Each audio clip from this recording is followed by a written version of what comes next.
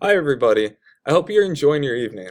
Today we are moving beyond the basic terminology of geography to talk about why geography is so important, especially in terms of national power. Now I'm guessing that you've heard of Adam Smith. He is considered the father of free market capitalism, which is the system most of the West follows to this day. But his essay, The Wealth of Nations, also theorized that physical geography of a region determines the economic performance of nations in that region. Specifically, coastal regions and those near waterways will outperform landlocked countries. Portugal, for example, or the Netherlands with the Dutch Empire and trading, these were extremely wealthy and had empires during Smith's era despite their smaller size because they're located on those coastal areas. Then, a century later, we have the work of U.S. Admiral Alfred Mahan, who claimed that physical geography of a region determines the nation's military performance. Beyond the most dominant nations of recent history leading up to that time, we find the Spanish Armada, the British Royal Navy, and the emerging fleets of the U.S. in order to control that Western Hemisphere. These countries were able to build and rely on their navies because of their geographical access to warm seaports, and Spain's a peninsula. Generally, they're well protected, or islands, by the water surrounding them, so they can focus on just that navy specifically. Alright, now let's talk about geographic locations.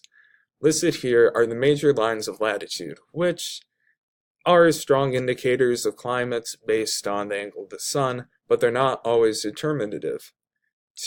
For example, look at the Colorado Rockies and compare the weather there to that of Kentucky or Virginia, which are on the same exact latitude.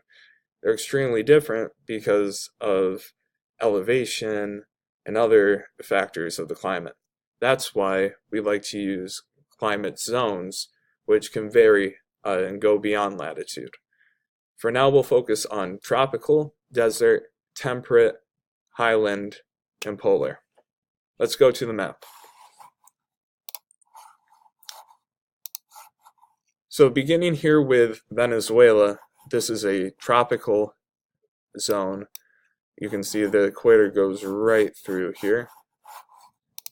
Moving on to Niger, this is a desert. The entire country is basically encapsulated by the Saharan desert. Looking at the landscape, it's very dry, sand everywhere, extremely arid. We'll move to Germany. This is in the temperate zone of Western Europe. Lots of arable land, very fertile, great for growing crops. Tibet has more of a unique landscape. It's located on the Tibetan Plateau.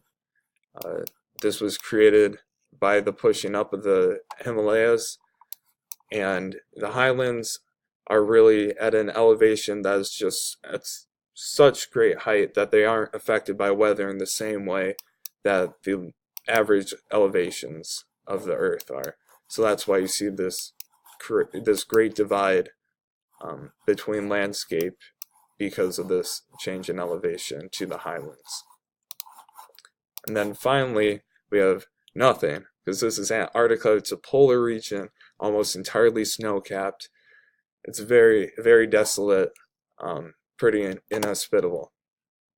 So, to not focus on those where people don't live, we're going to be focusing on the two major climate zones in terms of world population: temperate and tropical.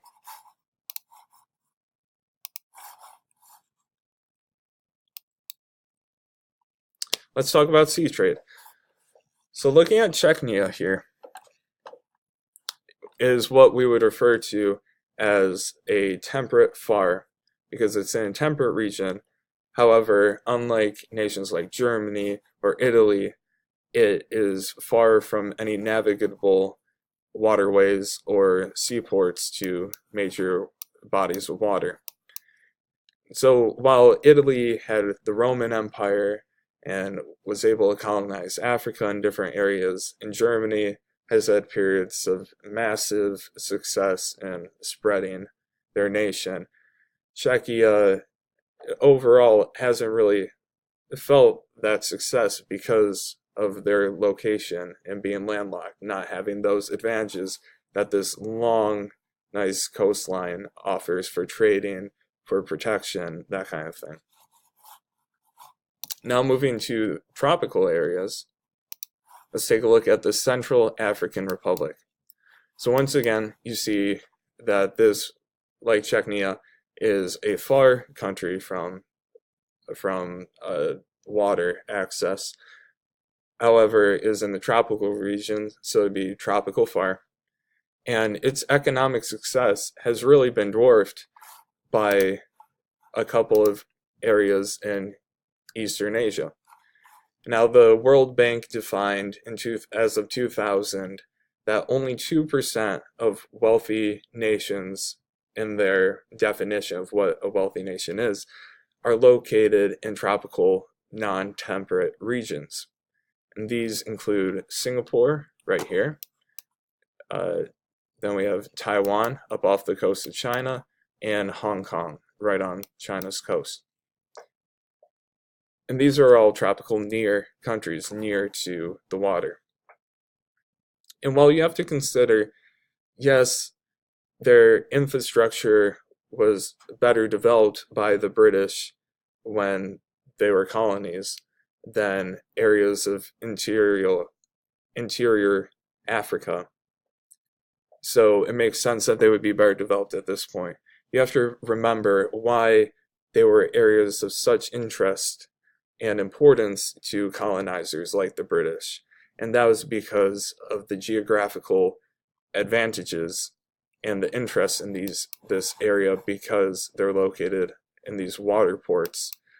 That's the ultimate reason why the British instilled that key infrastructure that has continued to be built upon to this day in the age of technology. And so the overarching idea is geography is ultimately responsible for that. Now, a couple more points before we leave this map. One is the idea of an east-west axis like the United States. Now, the general idea is, yes, we use the example of the Colorado Rockies not going to be able to grow the same crops here as some of these plain regions. But the general rule is that if you can grow a crop, say here, then at the same latitude, you can continue to grow that crop all the way across. You have all this temperate area in the United States where you can be cultivating those staple crops for your population, compared to a country like Chile, which has a north-south axis.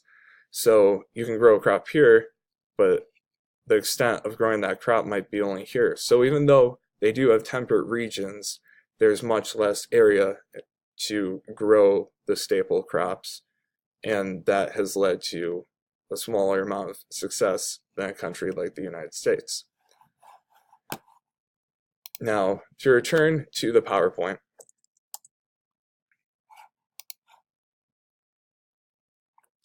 temperate near countries like Germany, the US, and the UK really dominate the world in terms of wealth. Despite that these regions only make up 8.4% of inhabited land area in the world and only 22.8% of the world population, they produce 52.9% of world GDP. Why, you ask? Well, for one, sea trade is more efficient than land, obviously much older than air, and is also cheaper than both, so that's a big advantage. The temperate climate also allows for them to grow the three most important of the 5 major cereals that have nourished the human race throughout history: wheat, maize, and rice. Nourished people equals a higher population, which equals greater military power, and greater industrial capacity. And also, epidemic diseases like malaria that plague tropical regions are carried by parasites that need to live outside of hosts. And the cold winter seasons in these temperate regions prevent them from doing so. So less people are dying and less resources are being diverted to stabilize disease outbreaks that can really put a damper on nations' development. Okay, so we have discussion questions here to prepare for class on a separate sheet of paper. Just pause the video here, answer all three with thorough explanations, and bring them tomorrow prepared to use during the activity and then turn in at the end of class. See you tomorrow. Enjoy your evening.